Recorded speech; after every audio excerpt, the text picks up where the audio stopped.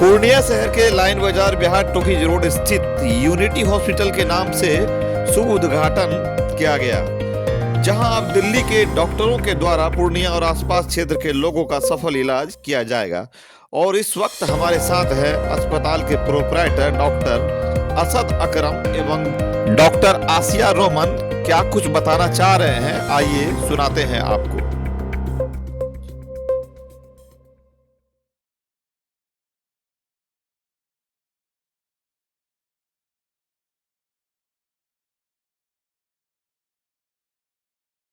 मेरा नाम डॉक्टर असद अकरम हुआ, MBBS MS orthopaedics from Safdarjung hospital. और ये मेरे साथ में डॉक्टर आसिया रोमान है, MBBS MS orthopaedics from Lady Hardinge Delhi.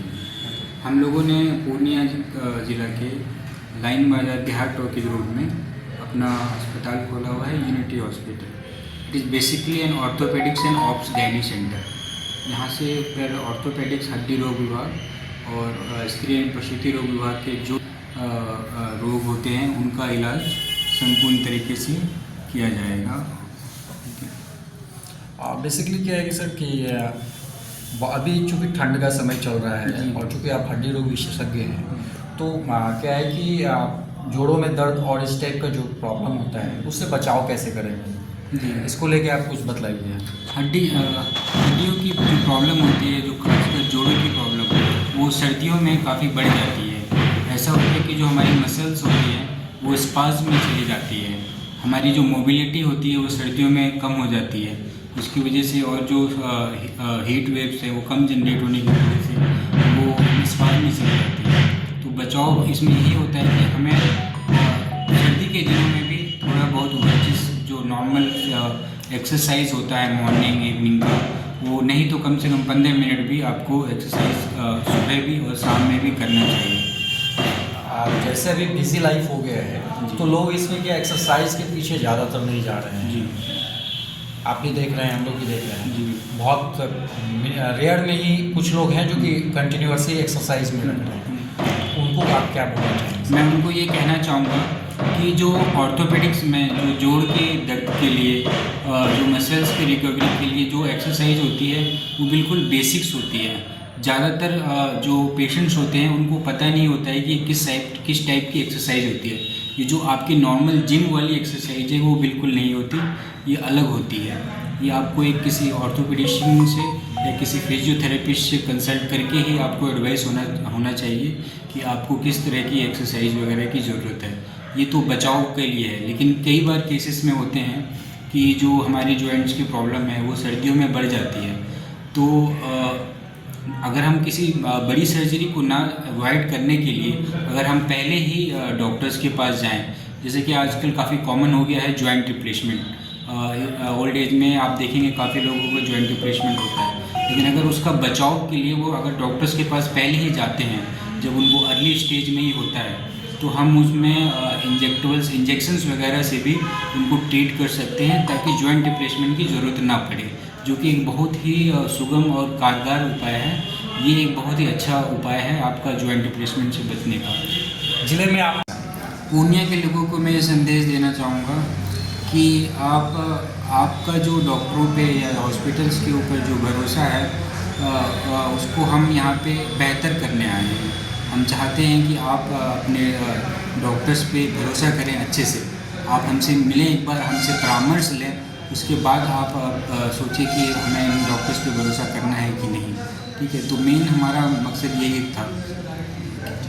As a doctor हैं और गायनिक भी हैं आप, साथ में आपका गायनिकोलॉजिस्ट भी हैं जी। तो आप बेसिकली महिलाओं के लिए, चूँकि यहाँ पे क्या है बहुत सारी महिलाओं के डॉक्टर हैं और महिलाओं को बहुत सारी बीमारियाँ भी हैं इस बारे में भी, तो आप इसको लेके क्या कैसे बता रही हैं इन चीज़ों को जो आपके यहाँ लोग यहाँ हैं आपसे जी ट्रीटमेंट के लिए? और एक चीज़ और सबसे बड़ा बात है कि लाइन बाजार, पूर्णिया लाइन बाजार जो है यहाँ पे जो है आपको ठगी बहुत होते हैं। जी जी, ठीक है, तो इस पर भी थोड़ा सा बताएंगे, उससे कैसे बचाव करें? ओके, फीमेल हेल्थ जो होती है, हम औरतों का जो हेल्थ है और बच्चों का जो हेल्थ है वो हम किसी भी कंट्री का हेल्थ स्टेटस को, हेल्थ इंडेक्स जिसको कहते हैं, उसको दर्शाता है, जिसमें हमारी कंट्री काफ़ी पीछे है ऑफ कोर्स। उसमें भी हमारा स्टेट स्पेशली बहुत पीछे है। दिल्ली में मैं रिसर्च सेंटर्स WHO में एक रिसर्च कंडक्ट हो रहा है, रैंडमाइज कंट्रोल ट्रायल है वो, उसमें मैं काम कर चुकी हूँ और बहुत सारे रिसर्च में पार्टिसिपेट भी किया है। तो ये हेल्थ की जो प्रॉब्लम्स हैं specially in the female section, वो काफ़ी ग्रास रूट लेवल पे है। तो ऐसा नहीं है कि बहुत फैंसी चीज़ें ही उनको मिलेगी तभी सारे स्वास्थ्य की समस्याएं होंगी। यहाँ तक कि बेसिक चीज़ों की भी अवेलेबिलिटी बहुत कम है। ठीक है, जो भी चीज़ें कर दी गई है, आशा वर्कर है, आंगनबाड़ी है, बहुत सारी चीज़ें कर दी गई है, लेकिन उसकी फंक्शनैलिटी, उसकी इफ़ेक्टिवनेस में वो बात नहीं है जो होनी चाहिए। तो मैं क्या सर्विसेज लेके आई हूँ, वो तो क्योंकि मेरा अभी बहुत ही नया है, हॉस्पिटल अभी जस्ट ओपन हुआ है, तो ये फर्स्ट स्टेप है जिसमें मैंने साथ OT and OPD and emergency ये चीज़ों को टैकल करना इटसेल्फ थोड़ा डिफ़िकल्ट काम है। तो जैसे जैसे ये टाइम बीतता जाएगा, मैं इन सर्विसेज को और एक्सपैंड और अच्छा करूँगी। उसके साथ साथ इनफर्टिलिटी के लिए IUI lab, ultrasound machine 24 hours किसी भी पेशेंट का अल्ट्रासाउंड मैं खुद यहाँ करने के लिए मशीन डाल रही हूँ, और फार्मेसी भी हमेशा अवेलेबल होगी। तो ये फुल रेंज ऑफ फंक्शंस जो होते हैं या फैसिलिटीज़ जो होते हैं वो अवेलेबल होना स्पेशली फीमेल्स के लिए, क्योंकि ऑब्स्टेट्रिक में एंड गायनिकोलॉजी में भी काफ़ी इमरजेंसीज होती है, वो हमेशा अवेलेबल होनी चाहिए। और हम लोग यहाँ पे और भी डॉक्टर्स से अपना अच्छा वो तालमेल बनाने की कोशिश कर रहे हैं। मैं यहाँ बिहार काफ़ी सालों बाद आई हूँ, तो यहाँ पे मेरे फ्रेंड सर्कल के लोग अभी कम हैं, लेकिन डेफिनेटली उनके साथ कोलैबोरेशंस करके ताकि ICU हमारे पास बैकअप हो, ताकि ज़्यादा से ज़्यादा फीमेल्स को, महिलाओं को, स्पेशली मदर्स को बचाया जा सके। क्योंकि जो बच्चे पीछे छूट जाते हैं उनसे, उनका तो खैर बहुत डिफ़िकल्ट हो जाता है लालन पालन एंड एवरीथिंग। तो मैटरनल मोर्टेलिटी इन सब में मैंने काफ़ी काम किया है सफदरजंग हॉस्पिटल में, तो एक एक्सटेंसिव एक्सपीरियंस है। दिल्ली में 6+ ईयर्स मैंने सर्विसेज दिया Safdarjung hospital, Lady Hardinge, Indira Gandhi hospital में मैं कंसल्टेंट थी, मैंने वहाँ पे फोर्टिस और मैक्स में भी काम किया है। तो private sector and government sector सभी तरह के हेल्थ इश्यूज़ को मैंने काफ़ी क्लोजली स्टडी किया है और उस पर काम किया है। और मैं लैप्रोस्कोपी सर्जरी भी करती हूँ, और जो मैंने महाराष्ट्र से ट्रेनिंग ली है। तो है बहुत कुछ देने के लिए, लेकिन ये फर्स्ट स्टेप है, तो इस पर ऐड ऑन होता जाएगा। और इसके लिए सबका सहयोग चाहिए होता है, सिर्फ डॉक्टर्स का ही नहीं, बाकी डॉक्टर्स का, सोसाइटी का, आप सबका। तो आप लोग जितना साथ देंगे, हम लोग उतना आगे ले जाने के लिए, अपने स्टेट को, अपने होम टाउन को आगे ले जाने के लिए हर तरह से रेडी हैं। फर्स्ट टाइम जो भी पेशेंट आपको आएंगे जो आपसे मिलना चाहेंगे, तो क्या चार्ज है उनका? OPD फीस हमने कुछ ऐसे बहुत ज़्यादा ये नहीं किया है कि क्या रखना है, जो एक नॉर्मल चार्जेस यहाँ पे चल रहे हैं उसी के रेंज में है। 500 हमने OPD फ़ी रखे हैं, लेकिन अगर कोई सक्षम इतना नहीं है, पुअर है, अगर वो कैपेबल नहीं है, तो वो जितना देते हैं ओके है। एक चीज़ मैम और है, सोशल इशू है ना, इसकी जिम्मेदारी सिर्फ डॉक्टर्स के कंधे पे नहीं है। एग्जैक्टली, क्योंकि डॉक्टर्स पे और भी प्रेशर है ना, ट्रीटमेंट का प्रेशर है, अवेलेबिलिटी है। अगर कोई भी प्राइवेट सेक्टर में काम करता है तो उसको 24 आवर्स अगर वो सर्विस दे रहा है तो वो थका हुआ भी है, वो आपको ये नहीं बता रहा है कि उसने कब कौन सा केस किया, कब कितने देर सोया। तो उनके पास वर्क कैपेसिटी, उनका स्किल, उनकी अवेलेबिलिटी, ये सब तो स्ट्रेस जो है, लेकिन पेशेंट्स के साथ यहाँ ठगी क्यों हो रहा है, ये सब तो हम सबको मिलकर सोचने की ज़रूरत है। वो कौन लोग उन्हें डॉक्टर्स के पास ले जा रहे हैं, है ना, उनका अपना क्या इंटरेस्ट है ना? तो एक सोशल लेवल का एक जो लिंक है between the patient and doctor, वो लिंक मुझे लगता है